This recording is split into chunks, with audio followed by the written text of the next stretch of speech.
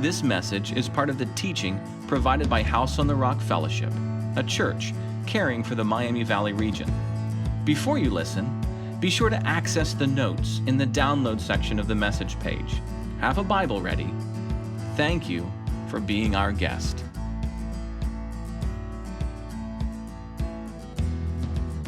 Decided yesterday that it was spring cleaning day. Get the property ready. You know what happens through the course of the dark winter, right? Things just, and you don't want to deal with it. And so you let the trees fall and you let the leaves build up and you'll get to it. You know that you'll get to it. And yesterday was determined because the weather was good and the higher powers that be had appointed that yesterday was that day. And I was excited. I love working outside, especially like a good Sabbath outside working for me. That's a great blessing. They say that those who work with their minds Sabbath with their bodies. Those who work with their bodies Sabbath with their mind. And so for me, let's go out. We're going to do this. And the weather was beautiful. When you do this type of project, you basically have two goals. Okay? Goal number one is to gather all that is death. We're going to take all that is dead, the leaves, the sticks, the garbage, multiple Freezy Pop wrappers that somehow squirrels and fairies had left behind through the course of winter. I don't know how they got there. Nerf bullets, you name it. We're going to gather all that is death, put it in Troy bags, and set it on the side of the road so that they can be picked up. We're going to clear out death so that number two, we can make way for those things that are life, that want to make their way up to the surface. And you start to see the rising of crocuses and the daffodils and the things are budding on the trees. This is all good stuff. That's what we were in the process of doing. The season that we're in. Is that not also the season that we're in as followers of Jesus? As we approach Easter, as we enter into what we call Passion Week, we are in this season prayerfully where we are working with our Father to gather all that is death in our lives, all the things that have built up over the cold winter. And by the grace and the gift of the Holy Spirit, let's just set those things out so that they can be burned and done away with. Maybe you've experienced that over the course of this last spring season. You and God have been working on some stuff. And you've been raking and you've been toiling and stuff's gotten dug up. That's good. That's beautiful. Well, at the same time, maybe you've seen in other areas of your life where things are springing up. There's life in places you didn't know that there was life. You thought it was cold and it was dead and it was winter, but things are starting to pop up. That's beautiful. And now we are in Passion Week, Palm Sunday, Jesus' triumphal entry into Jerusalem. What an amazing commentary on the human heart, right? On Sunday I will sing, Hosanna to my King. And 4 days later, crucify him, crucify him. That's my heart too. That's your heart too. To help us on this journey, I've been trying to anchor us in one of the stories that Jesus told of a rich man who had some servants, some workers. And to some, he gave a whole lot of treasure. To some, he gave a whole lot of treasure, but it was a little bit less. To another, he gave a whole lot of treasure, but it was a little bit less. But it was still a whole lot. And then he went away on a great journey. And then he came back. And the servant said, hey, all that treasure that you've given me, I doubled it. Here it is. Well done, good and faithful servant. Enter the joy of my rest. Another servant came up. All that you have given me, I have invested it. I've poured it in. Here it is. All back and more some. Well done, good and faithful servant. Enter into the joy of my rest. But there was a third servant, wasn't there? Who took what his master had given him, buried it, done nothing with it. And to that one, the master said, you worthless, wicked servant.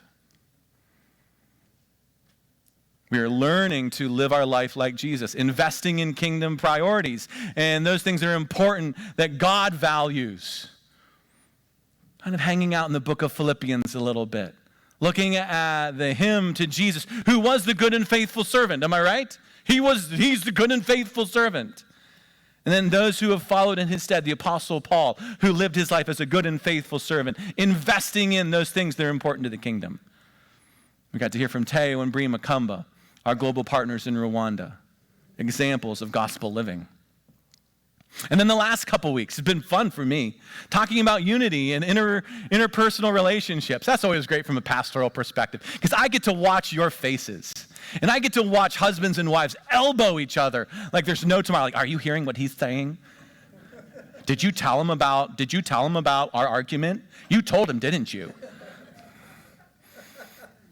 Great fun. I just enjoy it so much. I enjoy it so much. Ouch. Like, yeah. I'm working on it too. Unity, the importance of unity. Consider others more important than yourself. When does that not hurt?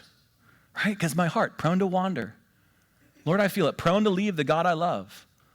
I want to put myself first. And then last week, gospel friendships. Good and faithful servants thrive, need gospel friendships. That does not mean I go through my Facebook feed and filter out everyone I don't like. Doesn't vote the way I vote, doesn't dress the way I dress, doesn't like me to the level I think that they should like me. What that means is I look at myself. Am I faithful? Am I trusting? Am I focused on the gospel? Do I share my life with them? And I've enjoyed and really appreciate those of you who've let me walk alongside of you. I had to laugh a little bit.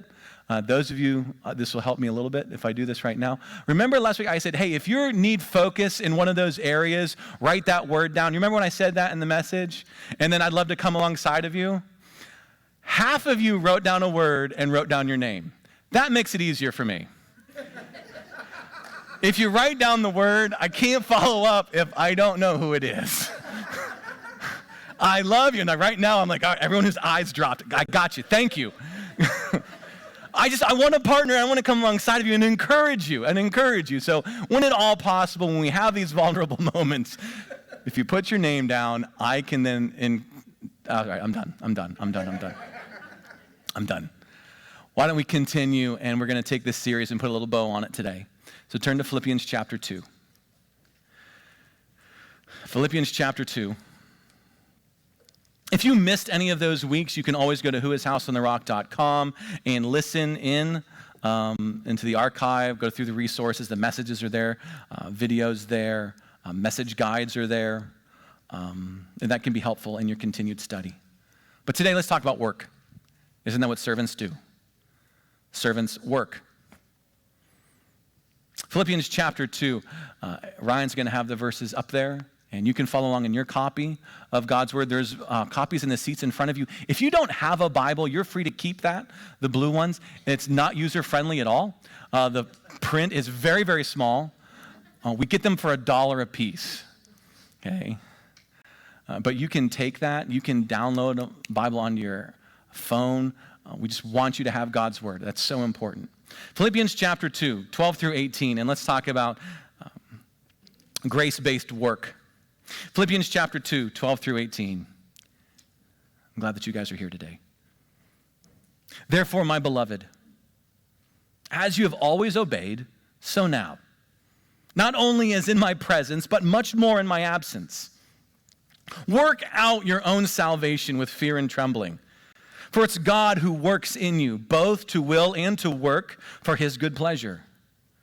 Do all things without grumbling or disputing, that you may be blameless and innocent, children of God without blemish, in the midst of a crooked and twisted generation, among whom you shine as stars in the world, holding fast to the word of life, so that in the day of Christ I may be proud that I did not run in vain or labor in vain. Even if I'm to be poured out as a drink offering upon the sacrificial offering of your faith, I am glad and rejoice with you all. Likewise, you also should be glad and rejoice with me. Let's make some observations together. In your notes, there's room to write some things down just to help you remember. And the first one is this, very simple. Our faith works. Our faith works.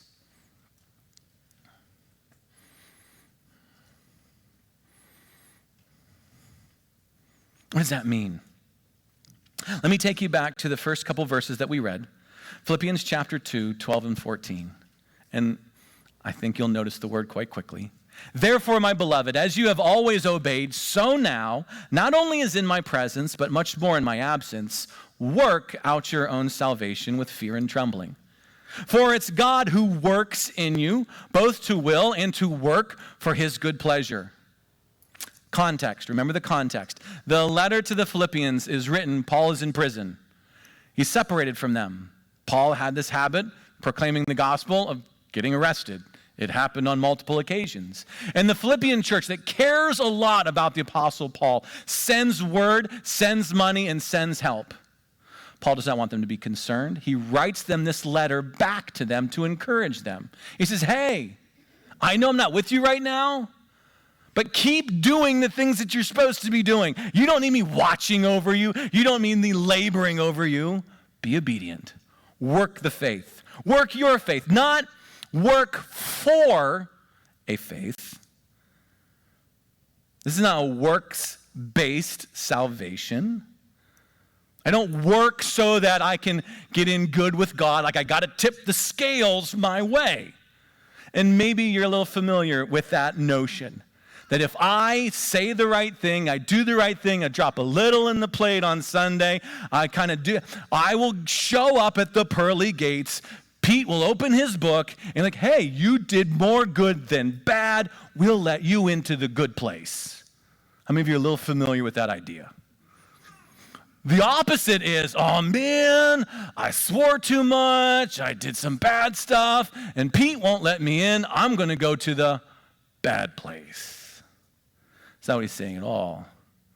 Faith, allegiance to Jesus means Jesus is my king. I follow him. He died for me. He rose for me. He's taking my sinfulness. He's taken my death. He's given me life. I chase after Jesus. What I need to do is work out regularly that relationship. My faith works, as opposed to my power washer, which is broken. It wasn't broken. Now it is broken. This power washer is not even a year old. We got it at the end of this last fall. Lucas helped pay for it. Elise paid for it. Beautiful power washer. Wonderful. Got fancy little nozzles so that you can kind of hurt someone, or you can rip the skin right off their back kind of power washer. This thing is intense. It's like you want to he wants one. Put power pack, you just carry it around. It's awesome. So cool. Well, because we were in the habit of spring cleaning, Elise says, hey, since we've got a power washer, should we power wash the porch? I'm like, yes, we should power wash the porch. I got to take the boys to soccer practice. So I'll go do that. So she's going to bust it out. Do you remember how to do it? Yep, hooks it up, plugs it in. I'm in the middle of dropping off boy 2, maybe 2 or 3, I don't remember. At soccer practice, my phone rings. It's not working. Like, what do you mean? What's not working? Like, I plugged it in and I plugged it in. I did the thing and it was working. And then all of a sudden it stopped working. Well, we're on the phone like, hey, FaceTime me so I can see what you're seeing. Because truth be told, I'm completely useless. I'm just trying to act like a husband who's got his stuff together. So she's showing me this is where it's plugged in and there's the little light. And we did the test thing that you're supposed to push to make sure that, because the whole water and electricity thing. So the plug's there, the light's on, she's got the hose in, turn the switch, nothing happens. I'm like, turn it again. She turns it. It's not working. Hey, do you want me to come home right now? I got before I drop off. No, when you get home. So I get home, and I look at her, she's like, it's not working. I'm like, it's not working. I know. Because I am skilled in none of these areas, I am confident this will go real well. So I do everything that she does, okay? Hose is attached, bleed the line, plug it in, test it, push the button, red light, good to go, walk over. Just in case, I go over, check out breakers where the breaker's supposed to be, plug it into another one, it's not working. And you have that moment where you're confident if you turn it just a little bit harder, then you know it will submit, right? Like it just needs to be like, before I turn it really hard, it will know I'm serious. At this point, my wife is doing this. My boys are doing this. I have picked it up and I have shown how powerful I am, and I don't working. I have this power washer. It's supposed to work. It's supposed to do things. It's supposed to clear off the filth and the guck and the mess. That's what it's supposed to do. But it doesn't work. Our faith is to work. It's to accomplish. It's to do.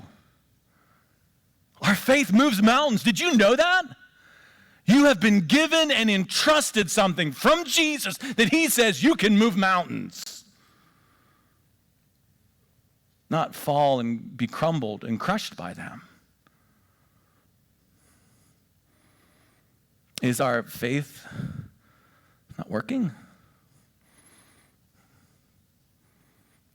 After Easter, the Sunday after Easter, we're going to start a new series called Jesus MD, Letting God Heal Us. There's a very troubling passage in 1 Corinthians chapter 12 where the Apostle Paul, who's talking to a church that just does not have its stuff together. It's a bad church. It's a broken church. Their faith is not working. He says, when you guys get together, it should be noticeable that the Spirit is amongst you, that there's this presence of the Spirit. Maybe it's in words of knowledge from each other. Maybe it's in words of discernment or encouragement.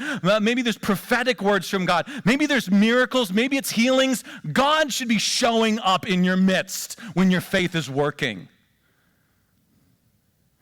Then he talks about what that looks like and how that's happening. And so I thought, what if we pressed into that one particular idea? Do we know that it has been God's habit for thousands of years to heal his people? Did you know that? God does that. He does it all over the place. He's been doing it for thousands of years. People come, will you heal me? Will you heal this person? I need to be healed. And God heals them. All types, all kinds, all flavors, all sizes. Just a manifestation of the Spirit, proving the fact that this is kingdom space and things function differently here.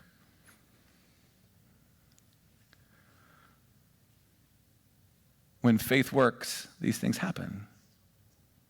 How many of you have been healed by God in various ways over your years? Yeah, me too. And some of you are looking around like, this is a freaky church, not coming back, man. Like, why would not we hold up the testimony that we follow a God who cares and loves and heals us, puts the pieces back together again? We're corrupted and broken by sin. Is that not what he came to remove? And so, yeah, we're going to spend some time pressing into that. Promise it's not going to get freaky. Everyone's got to check their tambourines at the door. Some of you don't know what that means. That's a different story for another time. But when faith is working, it's moving things. It's changing things. It's shaping things. Our faith is to work. He goes on to say, with fear and trembling. There's a lot of Exodus language all throughout this passage that we don't need to dive into. But with fear and trembling kind of points to when Israel was walking through the desert on its way to promise. You have you have God showing up as this pillar of fire. You have God on the mountain, and there's fear and trembling in the presence of him. It's because I know that God is with me, my faith will work.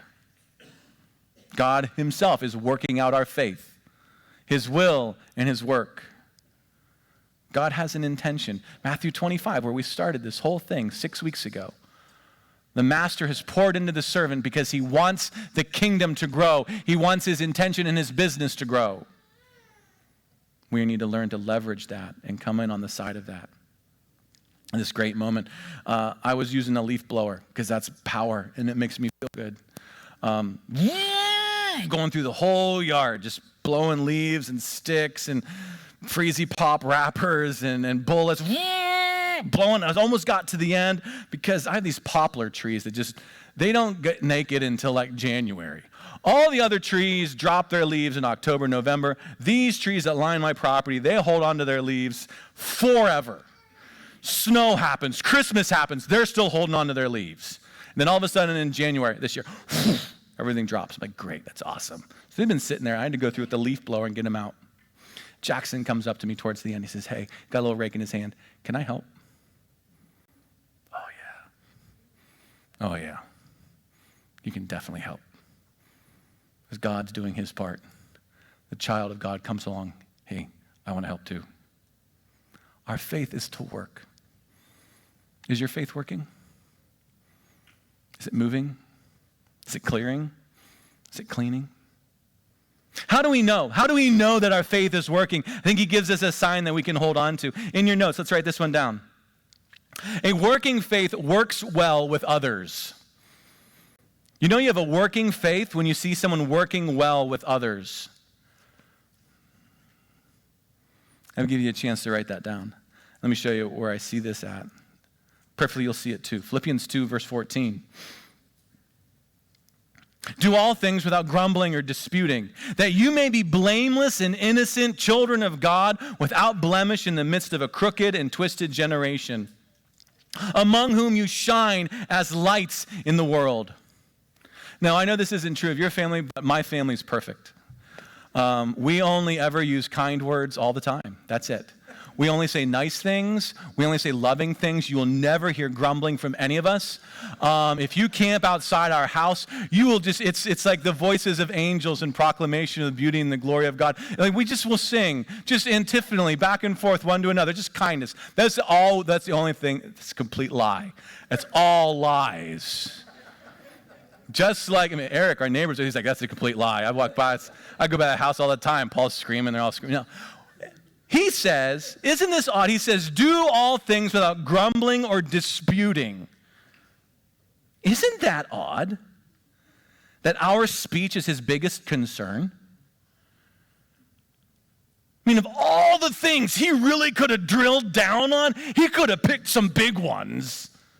He's like, no more drunkenness and no adultery and no fornication and no more worshiping pagan altars. He says, talk nice.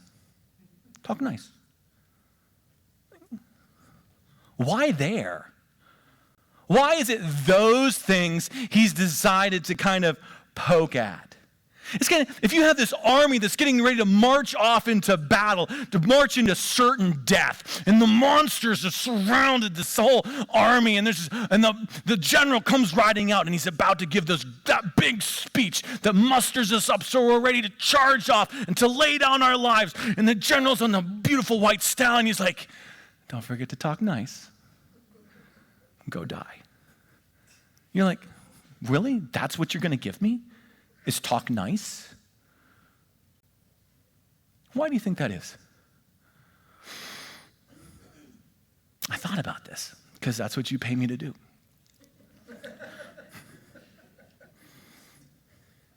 Think about how much our words reveal about our heart.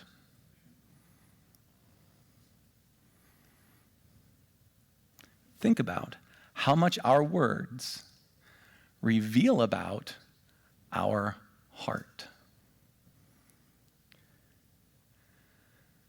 If you follow me for a week, if you follow me for a day, I got 2 soccer games this afternoon. Follow me for the afternoon, okay? And you'll be able to see, based on the words that come out of my mouth, how mature I am in Christ, what my values are, what I think of others. Just that little small, isn't that incredible? A story I've told here, I'm sure, but I think it makes the point. I've had multiple injuries to this leg, broken, put back together on multiple occasions. It's a whole lot. Like, I'm not going to pull up my legs so you can see it. They're good-looking legs, don't get me wrong. I'm just saying, if I were to show you, if you were to see this ankle next to this ankle is twice the size as this ankle. Okay, because it is wrapped up in cat gut and everything else. It's put back together again, synthetics, bionic. I mean, I have to be careful I don't kick anyone with this leg. Okay, when I was in the midst of pain and injury, seeing doctors and getting injections and trying to figure out what was wrong, no one had any answers. And so my wife said, let's go see the specialist who focuses on feet. I'm very despaired. I'm like, what's she going to do? How can she possibly help? And so I go in and I sit on the bench, the bench that you sit on, and it's got that paper that you kind of, the crinkle paper that you sit on. It's like the parchment paper for cookies, but it's like parchment paper for your rear. And that you sit on it, it's like crunch, crunch, crunch, crunch, crunch, crunch. And she comes in and she says, hey, do you mind if I touch your foot? I'm like, that's why I'm paying the deductible. Like, yeah. She grabs my foot. And if you weren't watching, you wouldn't be able to notice. She moved it just a micron.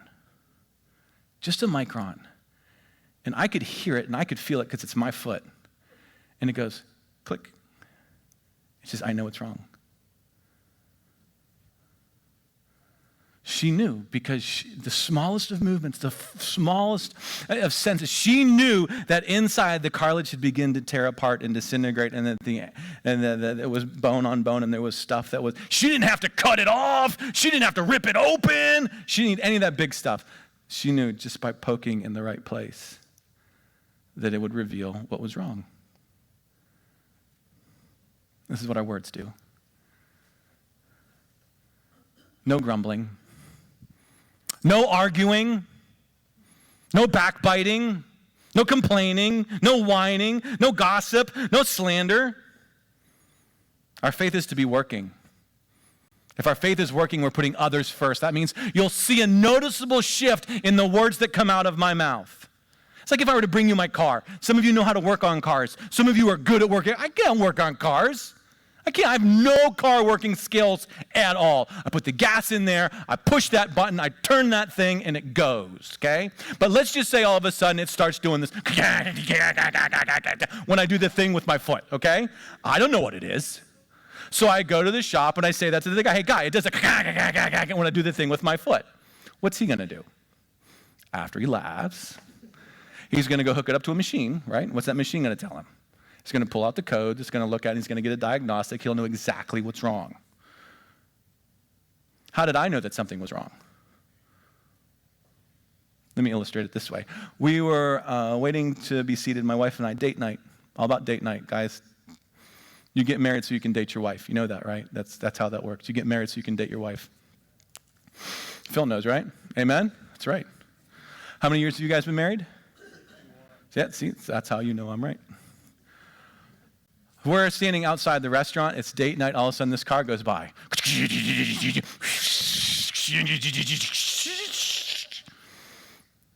you know how to work on cars, Elise? Do you know anything about working on cars? Can you pop a hood, do anything, change anything? Can you do that?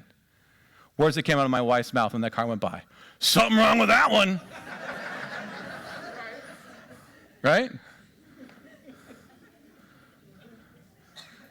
I can't work on cars. I can't work on cars. The car went by. Something's wrong with that one. I'm like, yep, something wrong with that one. Didn't need to pop the hood. Didn't need to poke around. How did we know there was something wrong with that one?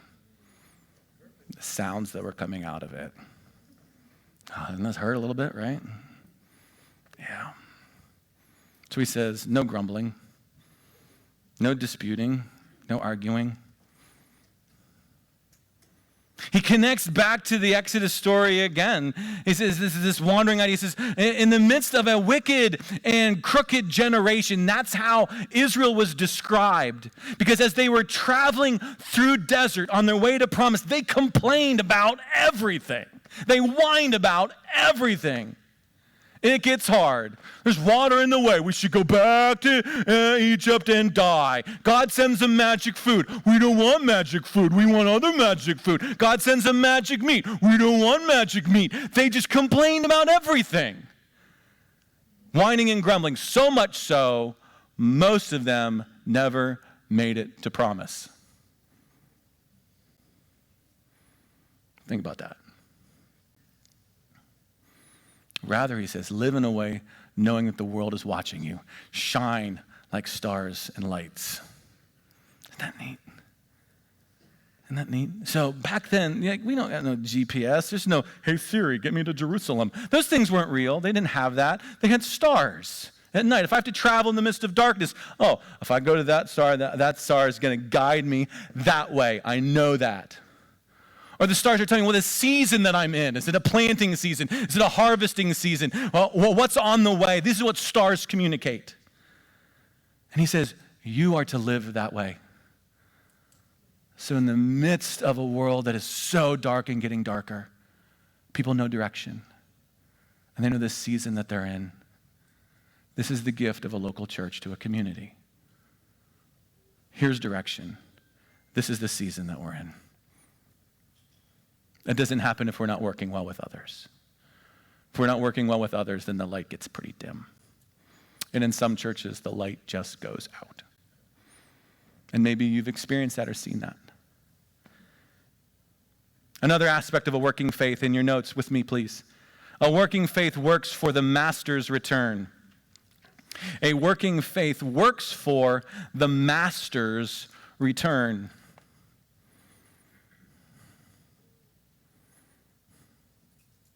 Philippians 2:16, holding fast to the word of life, the promises from God, so that in the day of Christ, I may be proud that I did not run in vain or labor or work in vain. The day of Christ return, the day of the Lord, when Christ comes back.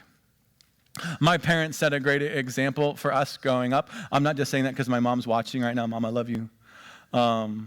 But my mom set a great example for us. Mom and dad set a great example. Did they fight? Sure. Was there crying? Yeah. Was there laughter? Yeah. They gave us so many great opportunities. And mom and dad would have date night. They'd either go out themselves or they'd go out with other couples. And we kind of got to an age where we could be home alone. And the expectation was always what when mom and dad go out? Parents, what's the expectation? When we come home, what? The house is picked up, right? It's cleaned, right? Yeah. See, all the parents know it. Yeah. The things are picked up. You haven't tried. It doesn't look like a frat party came in here and exploded. And there were times where I was good at that, and there were times where I was not so good at that. And I kind of had figured out with my siblings, my brother and my sister, that if mom and dad say they're going to be home at 9 o'clock, that really means 8:45. And that means we start cleaning at 8:15. So that we can wash the dishes, sweep the floors, and tidy up in that 30-minute block so that when they walk in, there's this expectation mom and dad are coming back. Apostle Paul says, we live with an expectation. Jesus is coming back. And we will present, and we will offer, and we will show. So do our actions reflect that reality? Do our words reflect that reality? Are we living in such a way that we're mindful that the master is coming back? The good and faithful servant from Matthew 25 knew that the master was returning and invested and lived a certain way. You kind of have to wonder about the servant who didn't do those things. He really didn't grasp the return. But let's live that way. Let's act that way. Let's speak that way. Let's serve that way. Let's spend that way.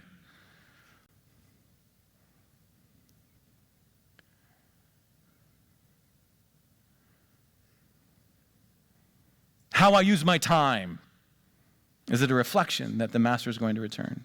How I use my gifts, my talents, is it a reflection that the master is going to return? How I work with relationships and work with people, is this moment a good time for Jesus to walk back in the door? Hey, I'm back. Oh, snap.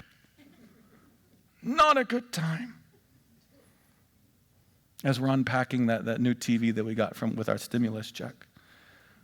But it's for the kingdom. I wanted to see Paul life-size.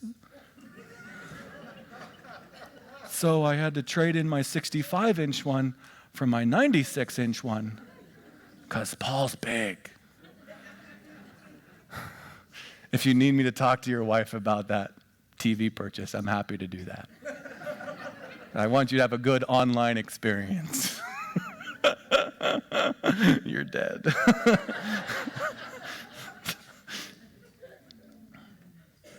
The message of Palm Sunday, just to tie that in with you, Jesus' triumphal entry, riding on a colt like the new kings would ride into Jerusalem, being proclaimed by the people. The passage that we read together is from Zechariah 9:9.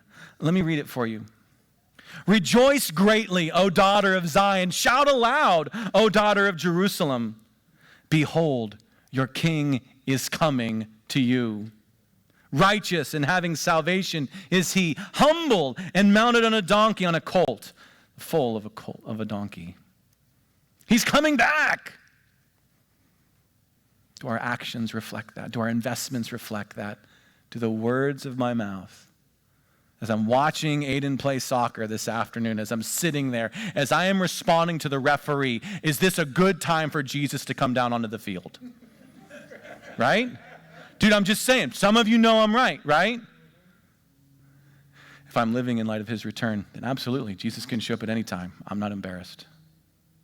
One more point that we can make, I think, in this passage. Write it down in your notes, please. A working faith is a joyful gift. A working faith is a joyful gift.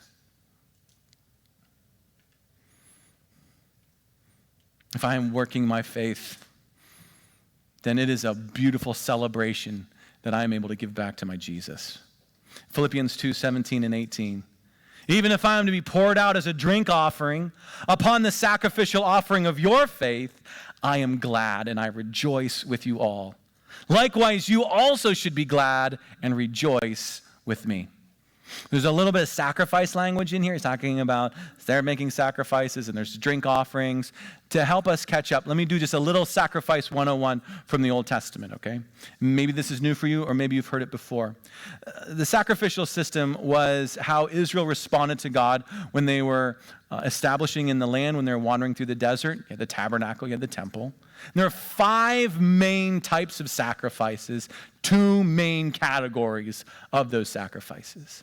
The first one is, in our language, God, I really screwed up and I'm sorry. Okay? They were sin offerings. They were guilt offerings. I would come to the tabernacle, or I would come to the temple. God, I have really failed.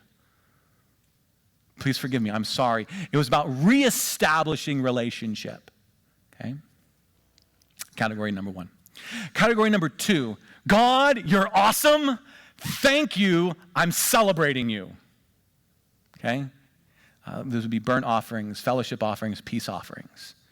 Maybe it was an amazing harvest. You had a great harvest, and you just want to grab a bunch of it, and you're rushing. God, thank you for all that you've done for me. I'm celebrating you. Thank you for what you've done. A drink offering is part of that second category. Okay? It was to celebrate relationship. You just think about when you sit down with friends and you celebrate relationship. There's food, there's drink, right? That's what you sit around the table. I celebrate one another, food and drink. The drink offering was a part of that. Here's an interesting aspect of the drink offering. When Israel was wandering through the desert for those 40 years, they were not allowed to make a drink offering. It was only until they'd come into the promised land that they were allowed to celebrate God in that way. So when Paul says his life is being poured out as a drink offering, it's this sabbatical picture of promise fulfilled, of a gift, the end of a journey, and the celebration of God's grace. So Paul isn't saying I'm being poured out like a drink offering, like I'm completely, like I'm spent and I got nothing left.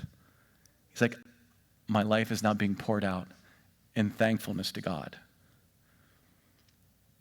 But what he goes on to say is my life is being poured out along with your gift of faith. They are offered together. There's this community aspect of what he's doing, what the church is doing in response.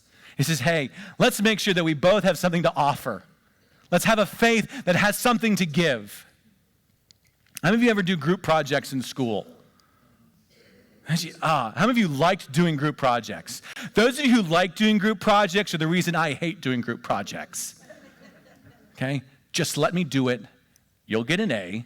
Stay out of my way. Okay? And that's kind of like how I operated when I was in seminary and stuff. Like, hey, if there were a group project would come along, I would have this sideboard. Hey, listen, I promise you'll get a good grade. Just stay out of my way and let me get it done. Because I want to make sure it's done and we're going to do it. And I don't want you just kind of lollygagging along, saying that you're following Jesus, saying that you're contributing, saying that you're being faithful, when you're not doing smack. So the Apostle Paul says, let's make our offering together. You do your part. I'm doing my part. And it is a joy to make that sacrifice to him. Have you ever experienced that? You serve God and you know you're doing what he's asked you to do, and it's a joy. It's a delight. Yeah. Don't you think when the master came back and the good and faithful servants showed up, don't you think they were excited?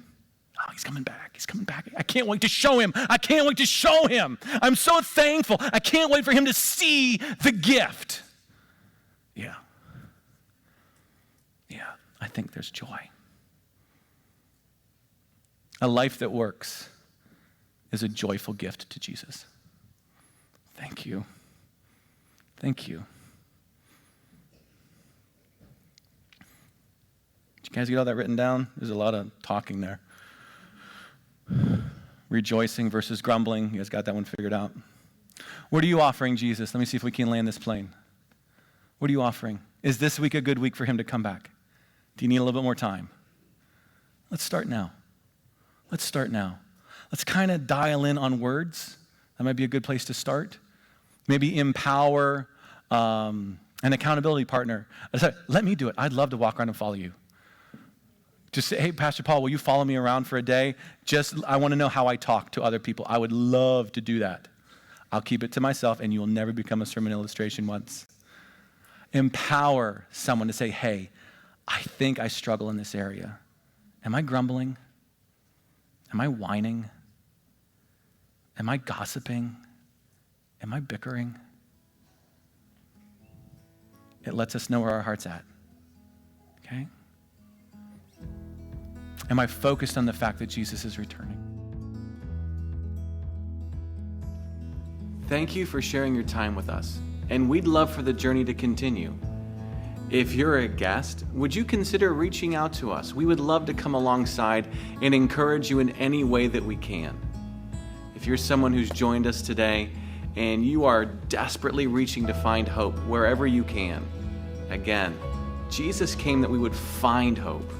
You can find hope today. If you want to send us a short note, a member of our Hope team would reach out quickly, promptly, to come alongside and see what we can do to encourage you in whatever storm you might find yourself in. That's why Jesus came, and that's why we're here. Jesus said there's two ways to live your life, and a wise man, a wise woman, builds their life on Jesus' instructions. God bless.